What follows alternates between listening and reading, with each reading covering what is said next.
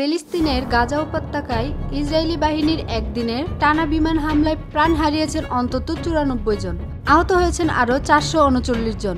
সোমবার সন্ধ্যায় দেওয়া এক বিবৃতিতে এ তথ্য জানিয়েছে গাজার স্বাস্থ্য মন্ত্রণালয়। মন্ত্রণালয়ের তথ্য অনুসারে ২০২৩ সালের ৭ অক্টোবর থেকে শুরু হওয়া ইসরায়েলি সামরিক অভিযানে গাজায় এ পর্যন্ত মোট প্রাণহানির সংখ্যা দাঁড়িয়েছে ৬০,৯৩৩ জনে। আহত হয়েছেন ১,৫০,০২৭ জনের বেশি ফিলিস্তিনি।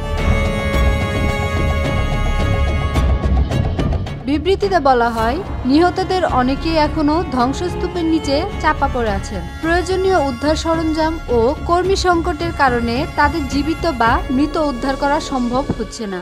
স্বাস্থ্য মন্ত্রণালয় আরও জানায়, ত্রাণ সংগ্রহ করতে আসা সাধারণ ফিলিস্তিনদের লক্ষ্য করেও হামলা চালাচ্ছে ইসরায়েলি বাহিনী। সোমবার কেবল ত্রাণ নিতে এসে নিহত হয়েছেন ২৯ জন এবং আহত হয়েছেন আরও অন্তত ৩০০ জন। ২০২৩ সালের ৭ অক্টোবর হামাসের সশস্ত্র যোদ্ধারা ইসরায়েলে অতর্কিত হামলা চালিয়ে ১,২০০ জনকে হত্যা করে এবং ২৫১ জনকে জিম্মি করে নিয়ে যায় গাজায়। এর পাল্টা জবাবে ইসরায়েলি প্রতিরক্ষা বাহিনী গাজায় অভিযান শুরু করে। টানা ১৫ মাস ধরে চালানো অভিযান বন্ধে আন্তর্জাতিক চাপের মুখে ২০২৫ সালের ১৯ জানুয়ারি একতরফাভাবে যুদ্ধবিরতি ঘোষণা করে ইসরায়েল। তবে মাত্র ২ মাস পর ১৮ মার্চ থেকে দ্বিতীয় দফায় আবারও সামরিক অভিযান শুরু করে আইডিএফ। গত ৪ মাসে এই দফায় হামলায় প্রাণ হারিয়েছে আরও ৯,৪৪০ জন এবং আহত হয়েছেন প্রায় ৩৮,০০০ মানুষ।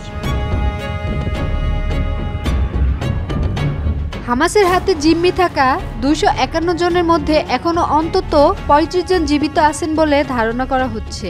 তাদের মুক্ত করতে সামরিক অভিযান অব্যাহত রাখার ঘোষণা দিয়েছে আইডিএফ।